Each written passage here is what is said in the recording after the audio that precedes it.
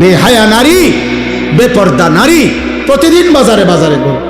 কয় না বোরকা ফিন্দি, আমনে যেই বোরকা ফিনদেন বোরকার উপরেও 3টা ফাট্টা লাগাইছেন, বোরকার উপরেও 3-4 রকমের কালার লাগাইছেন, এটারে ডিজাইন করছেন এত রকমের, উদ্দেশ্য একটাই, যেমনে হোক বেড়ই তো আমার দিকে চাইতেই হইব।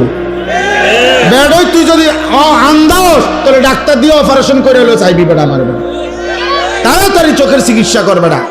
এত কষ্ট করে 1 ঘন্টা লাগাইয়া পাউডার ডলছি, ফেয়ার এন্ড লাভলি ডললাম, মেকআপ ডললাম, এত রঙের কাপড় লাগাইলাম, এত জোড়া তালি দিলাম কাপড়ের মধ্যে, লাল কালার কদ্দুর, হলুদ কদ্দুর, বেগুনি কদ্দুর, মাথার উপরে একটা, আবার গোলাপ ফুল কদ্দুর, আবার এইটা কদ্দুর, এত কিছু মিলাইয়া উদ্দেশ্য কি?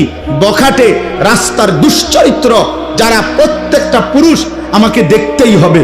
আরে বোন, আরে মা, বেপর্দা নারী, তোমারে রাস্তায় যারা দেখে তারা তোমারে রাবেয়া বসরির নজরে দেখে না, মা ফাতেমার নজরে দেখে না, তোমার ভোগের নজরে, উপভোগের নজরে, লালসার নজরে দেখে।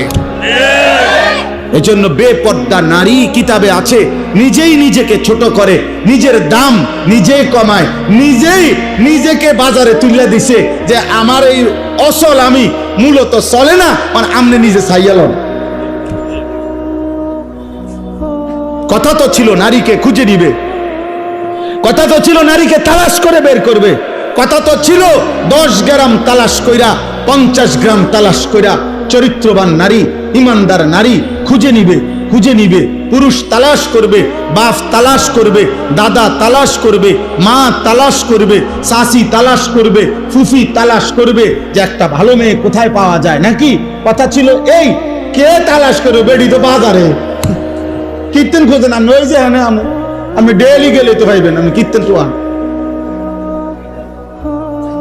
আমি টোয়ান কীর্তন, বেড়ি তো বাজারে আইয়ে প্রত্যেক দিন। একজন খুব, আমি সবাইরে বলছি না, এক ভাই আমার পরিষ্কার মনে আছে, উনি বলছিলেন আমারে, কয় হুজুর আমি 24 বছর না জানো 26 বছর বিদেশ কইরা উপজেলার রোডের উপরে 4 তলা বিল্ডিং করছি, আমার জীবনের সমস্ত কলজা পানি করা পয়সা দিয়া আমি একটা বিল্ডিং করে জীবনের তরে বাড়িতে চলে আসছিলাম, বউ বাচ্চা নিয়া, আর বিদেশ করব না, থাকমু। কয় হুজুর বাজারে আইসা দেখছি, জীবনে চলার পথে হাঁটতেছি, বাজারে হাঁটি, আর মানসে আমার বেডির নামে আমারে কয় সিনায়, কয় ওই তাইর জামাই।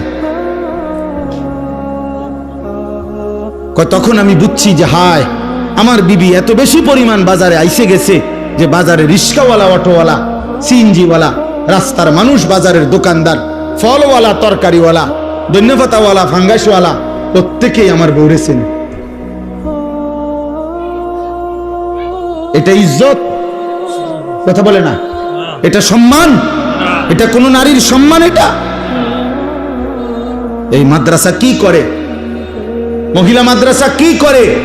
মহিলা মাদ্রাসা পবিত্র নারী উপহার দেয়, মহিলা মাদ্রাসা চরিত্রবান নারী উপহার দেয়, মহিলা মাদ্রাসা রাবেয়া বসরি মনে করায় দেয়, মহিলা মাদ্রাসা খাদিজাতুল কুবরা মনে করায় দেয়, মহিলা মাদ্রাসা আয়েশা সিদ্দিকা মনে করায় দেয়, মহিলা মাদ্রাসা ফাতেমা মনে করায় দেয়, মহিলা মাদ্রাসা বিবি মরিয়ম মনে করায় দেয়, মহিলা মাদ্রাসা বিবি আসিয়া মনে করায় দেয়, যে আসিয়া পৃথিবীবাসীকে বলছিল, হে পৃথিবীর নারীরা, গোটা পৃথিবীর নারীদেরকে প্রতিদিন হযরতে আসিয়া বলে, হে ইমানদার নারীরা, আমি সেই নারী যে নারী এই পৃথিবীর সর্বনিকৃষ্ট কাফের, খোদা দাবিদার ফেরাউনের মতো নিকৃষ্ট কাফের, এত বড় কাফের ঘরে থেকেও আমার শরীরের আসিয়ার, হযরতে আসিয়াকে সারা শরীরের মধ্যে, খোদার কসম কিতাবে আছে, তাফসীরে আছে, আসিয়ার শরীরটার মধ্যে ফেরাউন একটা একটা করে পেরেক মারছে, পেরেক, সারাটা শরীরের মধ্যে পেরেক মারছে, পেরেক, তার কাটা পেরেক মাইরা, এরপরে ওনাকে বান দিয়া, এরপরে বলছে আসিয়া এখনো সুযোগ আছে, ঈমান ছেড়ে দে, মুসার কালেমা ছাড়, আমার দিকে ফির, নাই তো আমি তোকে মেরেই ফেলবো। হযরতে আসিয়া বলছিল, ফেরাউন বাদশাহী ছাড়া যায়, তোর মতো ফেরাউনের স্ত্রীর মর্যাদা ছেড়ে দিলাম, রাজপ্রাসাদ ছেড়ে দিলাম, রাজরানীর মর্যাদা ছেড়ে দিলাম, কিন্তু ফেরাউন তুই জানোস না কলিজায় যেই ঈমান আছে সেই ঈমান ছাড়া যায় না, মালিক ছেড়ে দেওয়া যায় না, এমন রব ছাড়া যায় না, এমন সৃষ্টিকর্তা বাদ দেওয়া যায় না। রে ফেরাউন, তোকে বাদ দিতে পারি। এরপরে তাফসীরের মধ্যে আছে ফেরাউন তখন সিদ্ধান্ত দিছে তার লোকদেরকে আসিয়াকে জীবন্ত হত্যা না করে, মানে পেরেক তো মারছে, রক্ত ঝরছে, বলছে এই অবস্থাতেই আহা জীবন্ত, মানে এখনো হত্যাও করে নাই, যে জীবন্ত ছাগলের চামড়া, গরুর চামড়া যেমনে ছিলে আসিয়ার শরীরের চামড়া এভাবে ছিলতে থাকো। তাফসীরের মধ্যে আছে হযরত আসিয়া তখন আল্লাহর কাছে একটা দোয়া করছে, আল্লাহ এই মুহূর্তে আমি আর কেমনে সইব মাওলা, আমি তো জান দেব মাওলা তোমার জন্য, আমার শুধু একটা আবদার, আল্লাহ আমি জান্নাতে, তুমি আল্লাহর সাথে, তুমি রবের সাথে তোমারে ভালোবেসে মাওলা আমি আমার জীবন দিচ্ছি, আমি তোমার সাথে জান্নাতে একটা ঘর চাই। রব্বি বিনি লি ইনদাকা বাইতান ফিল জান্নাহ, আল্লাহ তোমার সাথে জান্নাতে আমি একটা ঘর চাই, আমি ওই জান্নাতের ঘরটা চাই, আমার দূরে আবদার। আল্লাহ তখন তাফসীরে আছে আল্লাহ জিব্রাইলকে বলছে, জিব্রাইল আমার আসিয়ার জান্নাতের ঘর তার চোখের সামনে নিয়ে যাও, ও যেন জান্নাতের ঘর দেখতে দেখতে শহীদ হয়ে জীবন দিয়ে আমার জান্নাতে চলে আসে। তাহলে একজন নারী প্রমাণ করছে আমি এত বড় কাফেরের ঘরে থেকেও যদি ঈমান বাঁচাইতে পারি, আমাদের মা বোনদের স্বামীরা তো মুসলমান, মুসলমান না? কথা বলেন না কেন? স্বামীরা মুসলমান না? শ্বশুর মুসলমান না? শাশুড়ি মুসলমান না? দেবর মুসলমান না? ভাসুর মুসলমান না? তাহলে এতগুলো মুসলমান থাকলে মুসলিম পরিবারের মধ্যে থাইকা আমার বোন, আমার নারী, সে পর্দা রক্ষা করতে পারবে না কেন? সে কি ফেরাউনের ঘরে, সে কি নমরুদের ঘরে থাকে? পারবে না কেন? কেন পারবে না? অতএব আমি আর লম্বা করতে চাই না দোস্ত আমার, আমি আপনাদের কাছে সবসময় আসি, আপনাদেরই ভালোবাসার মহব্বত, আমার সব চোখ পরিচিত, ছেলেরাও তোমরা আমার পরিচিত, বয়স্ক বাবারা তো আমি সবাইরই চিনি আলহামদুলিল্লাহ। এত বেশি পরিমাণ আপনাদের কাছে আমার আসা যাওয়া যে আমি তো চেহারাই সবারই চিনি। তাইলে আমার শেষ আবদার এটা, আল্লাহ বলছে বান্দা এই গোটা সৃষ্টির সব আয়োজন আমি রব্বিল আলামিন, আমি জগতের রব, আমি পালন কর্তা, আমি আমার একটা সৃষ্টির কোনো প্রয়োজন অপূর্ণ রাখি না। ও বলুক বা না বলুক, ও চাক বা না চাক, ও জানুক বা না জানুক, আমার সৃষ্টির প্রত্যেকটা প্রয়োজন প্রতি মুহূর্তে আমি আল্লাহ পূরণ করছি। এজন্য আমি রব, আমি পালন কর্তা, এমন যোগ্যতা আমি আল্লাহ ছাড়া আর কারো হইতে পারে না। মাও মাঝে মধ্যে রাগ হয়ে যায়, বাবাও মাঝে মধ্যে গুসা হয়, জানতে জ্বালাইতে বেড়া সর, কিন্তু রব বলে না বান্দা আজও সেজদা দেও নাই, আচ্ছা খাও। বান্দা আজকে 365 দিন হইছে, একদিনও 5 ওয়াক্ত নামাজ পড়লা না, কি পরিমাণ গোসা উঠার কথা, কি পরিমাণ রাগ হওয়ার কথা। আল্লাহ বলছে না না বান্দা, আচ্ছা ঠিক আছে, তবুও খাও, তবুও ঘুমাও, তবুও পান করো। কেন? আল্লাহ আমি যে রব, আমি জোরে লালন পালন করব, দায়িত্ব নিছি, আমি জোরে বানাইছি, আমি যে আমার হাতে বানিয়েছি ওকে। এই জন্য আল্লাহ বলেন আর রহমানির রাহিম, আমি বড় দয়াবান, আমি বড় মেহেরবান। এই মেহেরবানির কারণে, দয়ার কারণে পরে আমি খাওয়াইতেছি, পড়াইতেছি। ও আমারে ডাকে না, কিন্তু আমি যে দয়াবান। ও আমারে একটা সেজদাও দেয় না, কিন্তু আমি যে মেহেরবান, আমি করব কি? আমি কেমনে ওরে শাস্তি দেই? আমি আল্লাহ কেমনে ওর খানা বন্ধ করে দেই? আমি যদি ঘুম বন্ধ করে দেই, ও তো বাঁচবে না।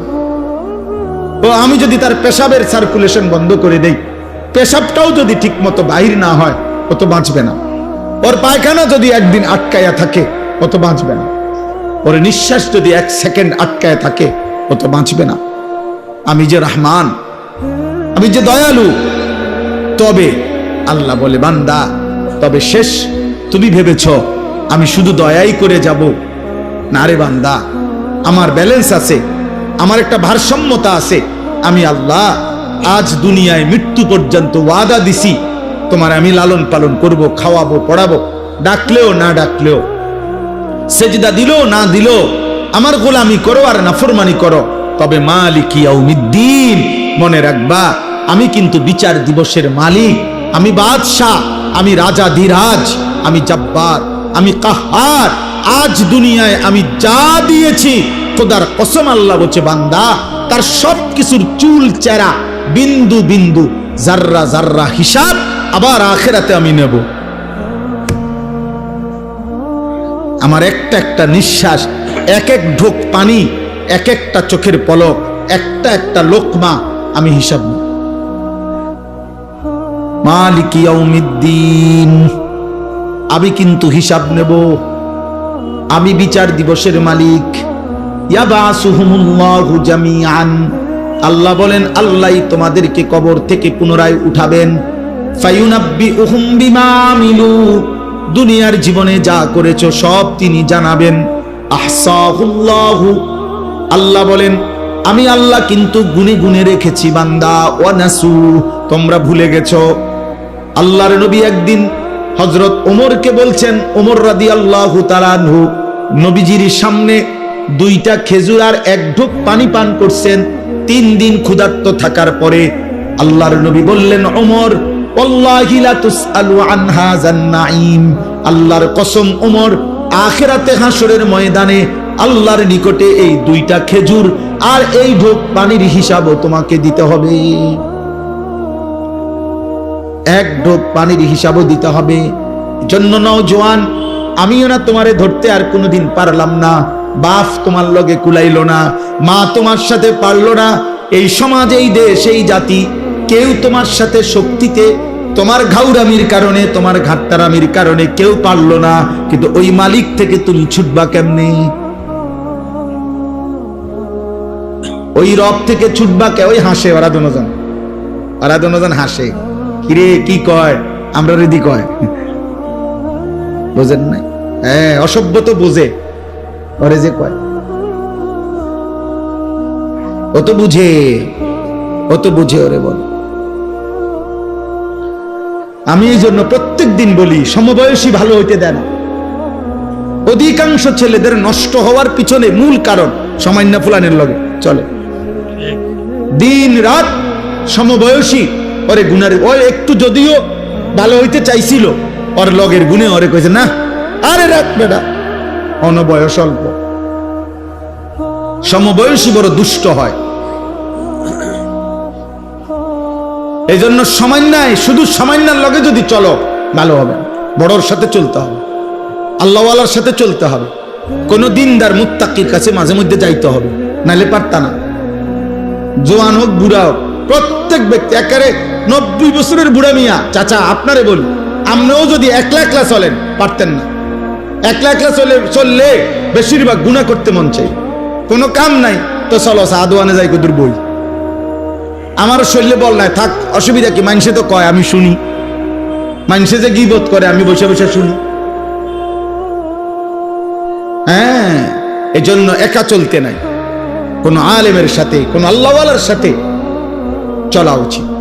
আল্লাহ বলেন সর্বশেষ কথা হইল, বান্দা অতএব তুমি এতটুকু বুঝে নাও, আমি রহমতের কারণে, দয়া মায়ার কারণে এই জগৎ সংসারে তোমাকে লালন পালন করছি, আমি রব, আর তবে আমি সবকিছুর হিসাব নেব, আমি মালিক বিচার দিবসের। অতএব যদি তোমার বিবেক থাকে, বুদ্ধি থাকে, তাহলে তোমার উচিত এ কথা বলা যে আল্লাহ আপনি যেহেতু সব দিয়েছেন, আবার আপনি সব হিসাব নিবেন, কাজে এলোমেলো কইরা সদরবদর কইরা লাভ নাই।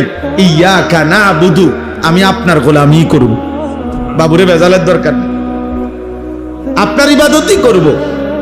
ওয়া ইয়াকা নাস্তাইন, হ্যাঁ আল্লাহ, তবে আমার প্রথম আবদার সব মাইনা নিছি, আপনার ইবাদত করব, তবে আমি দুর্বল মানুষ, আমি দুর্বল মাওলা, আমারে একলা একলা তো আমি পারতাম না, আমি তো দুর্বল, আমি আপনার বান্দা, আমি আপনার কাছে সাহায্য প্রার্থনা করি, আপনি আমারে সেজদা দেওয়ার জন্য, নামাজ পড়ার জন্য, হালাল পথে চলবার জন্য, হারাম ছেড়ে দেওয়ার জন্য আপনি আমারে সাহায্য করেন।